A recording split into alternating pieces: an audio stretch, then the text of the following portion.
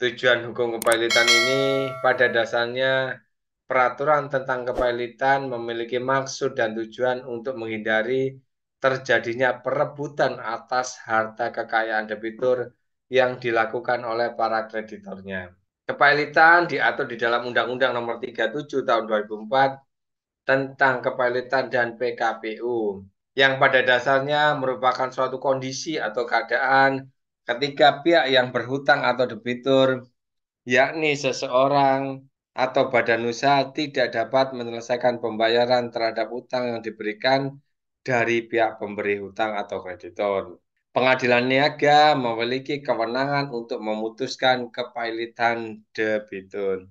Berdasarkan pengertian kepilitan sesuai dengan pasal 2 ayat 1 Junto, pasal 8 ayat 4 Undang-Undang Kepilitan, Undang-Undang Nomor 37 Tahun 2004, menurut Sultan Remi Sadeni di dalam bukunya Sejarah Asas dan Teori Hukum Kepilitan, ada di halaman 128. Dapat disimpulkan bahwa kreditur yang merasa dirugikan atas belum dipenuhinya prestasi atau kewajiban oleh debitur dapat mengajukan permohonan pernyataan pilot. Ini diajukan kepada pengadilan niaga apabila memenuhi syarat-syarat sebagai berikut.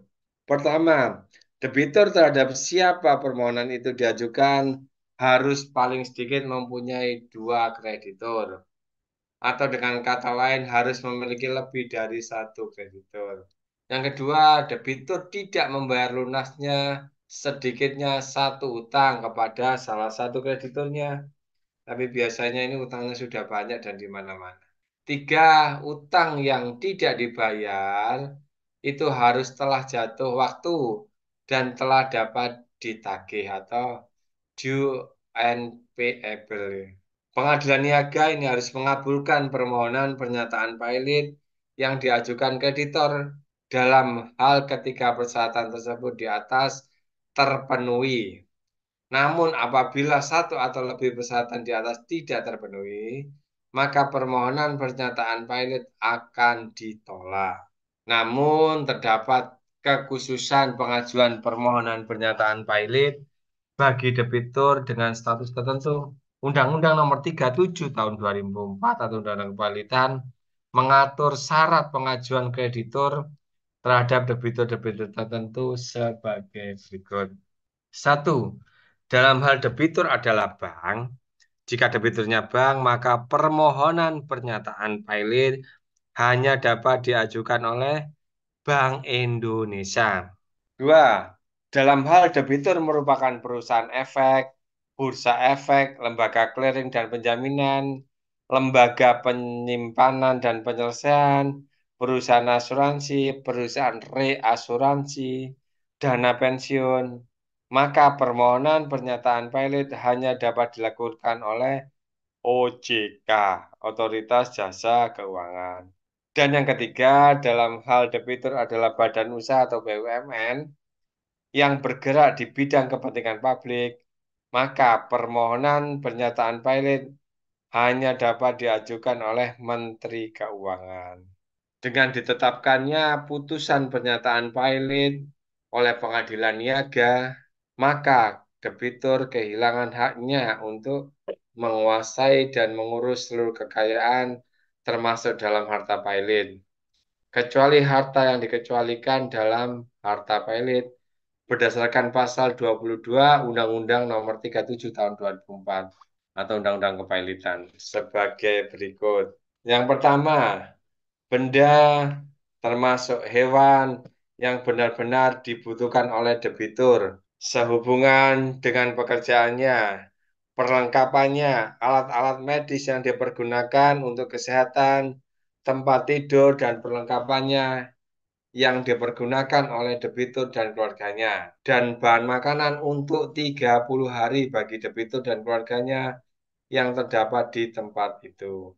Dua, segala sesuatu yang diperoleh debitur dari pekerjaannya sendiri sebagai penggajian dari suatu jabatan atau jasa, sebagai upah, pensiun, uang tunggu atau uang tunjangan, sejauh yang ditentukan oleh hakim pengawas. Atau yang nomor tiga, uang yang diberikan kepada debitur sudah memenuhi suatu kewajiban memberi nafkah menurut undang-undang. Kepengurusan kekayaan debitur yang termasuk dalam harta pilot selanjutnya beralih kepada kurator dengan pengawasan oleh hakim pengawas sehingga segala perbuatan yang mempengaruhi harta pilot tersebut harus dilakukan dengan persetujuan kurator.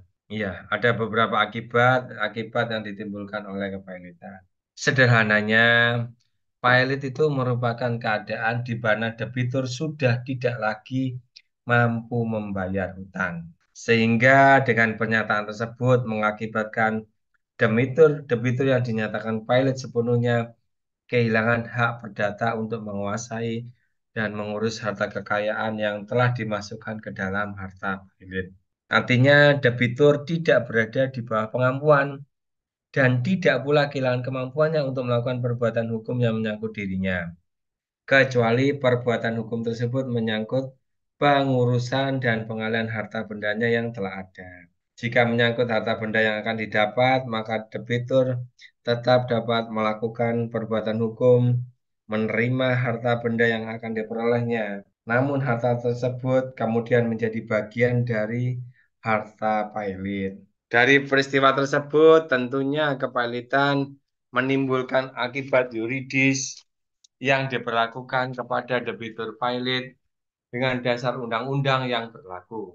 Akibat kepailitan tersebut memiliki dua model pemberlakuan kepada debitur antara lain yang pertama berlaku demi hukum dan yang kedua berlaku secara rule of reason. Berlaku demi hukum maksudnya model pemberlakuan ini disebut juga dengan by the operation of law yang segera setelah pernyataan pilot dari pengadilan ditetapkan maka memiliki kekuatan hukum tetap maupun ataupun setelah berakhirnya kepailitan. Pihak-pihak yang terlibat dalam proses kepailitan tidak lagi dapat memberikan andil secara langsung untuk terjadinya akibat yuridis. Pihak-pihak yang disebutkan antara lain seperti pengadilan niaga, hakim pengawas, kurator, kreditur, dan pihak lainnya. Yang kedua, berlaku secara rule of reason. Tidak hanya secara yuridis, tetapi model pemberlakuan dapat berlaku segera, melainkan terdapat akibat hukum tertentu dari kepailitan yang berlaku secara rule of reason. Sederhananya, akibat hukum yang diterima oleh debitur pilot tidak otomatis berlaku, tetapi baru berlaku apabila diberlakukan oleh pihak-pihak tertentu setelah memiliki alasan yang wajar dan dapat diterima untuk diberlakukan. Namun, apabila diuraikan menjadi beberapa kasus, akibat kepailitan diatur dalam ketentuan pasal 21-64 Undang-Undang Nomor 37 Tahun 2004 tentang kepailitan dan penundaan kewajiban pembayaran utang atau PKPU. Kepailitan badan usaha atau perusahaan meliputi seluruh kekayaan debitur yang juga termasuk di dalamnya adalah persatuan harta baik suami atau istri debitur pilot. Akibat kepailitan ini secara hukum debitur kehilangan hak perihal menguasai dan mengurus kekayaan yang termasuk dalam harta pilot. Kehilangan hak secara yuridis tersebut sejak tanggal putusan pernyataan pilot diucapkan. Dua, seluruh perikatan debitur yang diterbitkan setelah putusan pernyataan pilot tidak dapat dibayarkan dari harta pilot.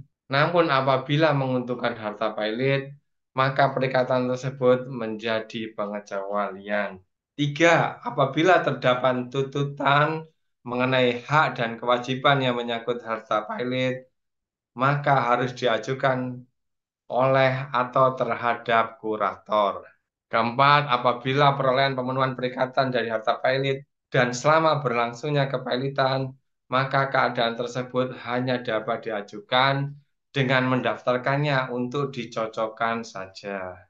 Yang kelima, apabila terdapat tuntutan hukum yang diajukan debitur dan sedang berjalan selama kepailitan berlangsung, disertai dengan permohonan penggugat, maka perkara tersebut harus ditangguhkan. Penangguhan tersebut bertujuan untuk memberikan kesempatan kepada tergugat dalam memanggil kurator, dalam mengambil alih perkara dalam jangka waktu yang telah ditentukan oleh hakim. 6. Apabila tujuan suatu tuntutan hukum di pengadilan yang diajukan terhadap debitur adalah memperoleh pemenuhan kewajiban dari harta pailit dan perkaranya sedang berjalan, maka gugur demi hukum dengan diucapkan putusan pernyataan pailit terhadap debitur. Yang ketujuh, semua penetapan pelaksanaan pengadilan terhadap tiap-tiap bagian dari kekayaan debitur yang telah ada sejak sebelum kepailitan maka harus dihentikan seketika. Dan sejak itu tidak ada suatu putusan yang dapat dilaksanakan meskipun dengan menyandera debitur. 8. Debitur yang telah dinyatakan pailit tidak dikenakan uang paksa. 9. Apabila terdapat harta dari penjualan benda bergerak atau tidak bergerak yang sebelumnya dilakukan oleh debitur, sedangkan prosesnya sebelum putusan pailit diucapkan disertai dengan izin hakim pengawas, maka kurator dapat meneruskan penjualan itu atas tanggungan harta pailit. 10.